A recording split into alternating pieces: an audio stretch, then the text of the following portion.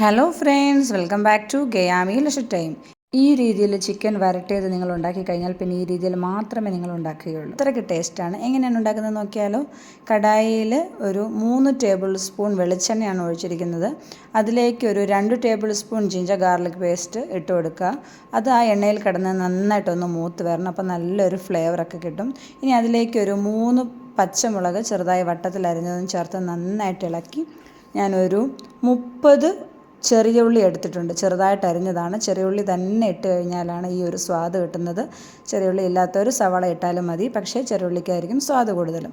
ഇനി ഈ ചെറിയ ഉള്ളി നന്നായിട്ട് കിടന്ന് വഴറ്റിയെടുക്കണം. ചെറിയ ഉള്ളി വഴറ്റുന്നതിൽ നമ്മുടെ കറിയുടെ ടേസ്റ്റ് ഇരിക്കും. ഇതിലേക്ക് ഞാനൊരു 1/4 ടീസ്പൂൺ ഉപ്പൂടെ ചേർത്ത് കൊടുത്തിട്ടുണ്ട്. അതുകൊണ്ട് പെട്ടെന്ന് തന്നെ വഴന്ന് കിട്ടും. നല്ലൊരു ഗോൾഡൻ ബ്രൗൺ നിറമാകുന്നത് വരെ വഴറ്റി കഴിഞ്ഞാൽ നമ്മുടെ കറിക്ക് നല്ല സ്വാദാവും. ഇപ്പോൾ ഏകദേശം ആയിട്ടുണ്ട്. നമുക്കിതിലേക്ക് ഒരു 1/4 ടീസ്പൂൺ മഞ്ഞൾപ്പൊടി ഇട്ട് കൊടുക്കാം. 1 ടീസ്പൂൺ മല്ലിപ്പൊടിയും ഒരു 3 ടേബിൾ സ്പൂൺ കാശ്മീരി മുളക് പൊടിയാണ് കേട്ടോ. സാധാരണ മുളക് പൊടിയാണെങ്കിൽ 1.5 ടേബിൾ സ്പൂൺ ഇട്ടാൽ മതി. ഇനി ഇത് നന്നായിട്ട് ഇതിൻ്റെ പച്ചമണം മാറുന്ന വരെ നന്നായിട്ട് ഇളക്കി കൊടുക്കാം.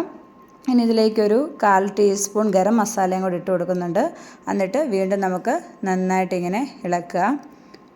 ഇനി ഞാനിതിലേക്ക് ഒരു 2 ടേബിൾ സ്പൂൺ ടൊമാറ്റോ കെച്ചപ്പ് കൂടെ ചേർക്കുന്നുണ്ട്. അപ്പോൾ നല്ലൊരു സ്വാദായിരിക്കും തക്കാളി ചേർക്കുന്നതിലും കേട്ടോ. എന്നിട്ട് ഇത് നന്നായിട്ട് വഴറ്റി ഇതിലേക്ക് ഞാൻ 600 ഗ്രാം ചിക്കനാണ് കഴുകി വൃത്തിയാക്കി വെച്ചിരിക്കുന്ന 600 ഗ്രാം ചിക്കനുണ്ട്. അതോടിട്ട് ഇത് നന്നായിട്ടൊന്ന് മിക്സ് ചെയ്യുക. ഈ മസാലയെല്ലാം ചിക്കനിൽ പിടിക്കത്തക്ക രീതിയിൽ നന്നായിട്ട് ഇളക്കി കൊടുക്കുക. ഇനി നമ്മൾ ഒരു കൈപ്പിടി കറിവേപ്പില ഇട്ട് കൊടുക്കുക. കറിവേപ്പില എത്ര ഇട്ടാലും നല്ല സ്വാദാണ്. അതിനി നന്നായിട്ട് മിക്സ് ചെയ്ത് കൊടുക്കുക. ഇതേപോലെ എല്ലായിടവും മസാല എല്ലാം ആയ രീതിയിലാകുമ്പോൾ നമുക്കിതിലേക്ക് 1 ടേബിൾ സ്പൂൺ നാരങ്ങ നീരൂടെ ചേർത്ത് കൊടുക്കാം.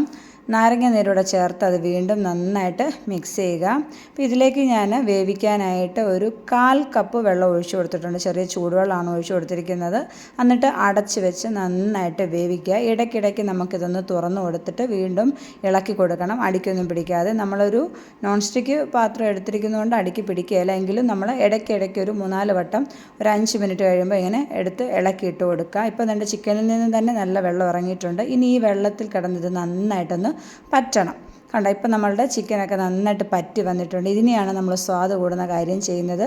ഒരു 1/4 കപ്പ് കട്ടി തലപ്പാൽ നമ്മൾ ഒഴിക്കുക. വെള്ളം ഒന്നും ചേർക്കാത്ത കട്ടി തലപ്പാലാണ്. ഇങ്ങനെ ഒഴിച്ച് കഴിഞ്ഞാൽ നമ്മളുടെ ചിക്കൻ കറി വേറെ ലെവലാവും. അപ്പോൾ ഇതുകൂടെ ഒഴിച്ച് നന്നായിട്ട് ഒന്നുകൂടെ ഒന്ന് പറ്റിച്ചെടുക്കുക. ഞാൻ വെറുതെ പറയുകയല്ല, നിങ്ങൾ ഒരിക്കലെങ്കിലും ഇങ്ങനെ ട്രൈ ചെയ്ത് നോക്കണം. അത്രയ്ക്ക് അസാധ്യ ടേസ്റ്റാണ് കേട്ടോ. ഞാൻ ഉപ്പൊക്കെ ഒന്ന് ചെക്ക് ചെയ്തു, എല്ലാം കറക്റ്റാണ്. അപ്പോൾ ഇനി നമുക്ക് ഗ്യാസിൽ നിന്ന് ഓഫ് ചെയ്യാം. സെർവ് ചെയ്യാവുന്നതാണ്. നമുക്ക് അപ്പം, ചപ്പാത്തി, ഇടിയപ്പം എല്ലാത്തിൻ്റെ കൂടെ അടിപൊളി കോമ്പിനേഷനാണ്. അപ്പം മറ്റൊരു വീഡിയോയുമായി വീണ്ടും വരാം.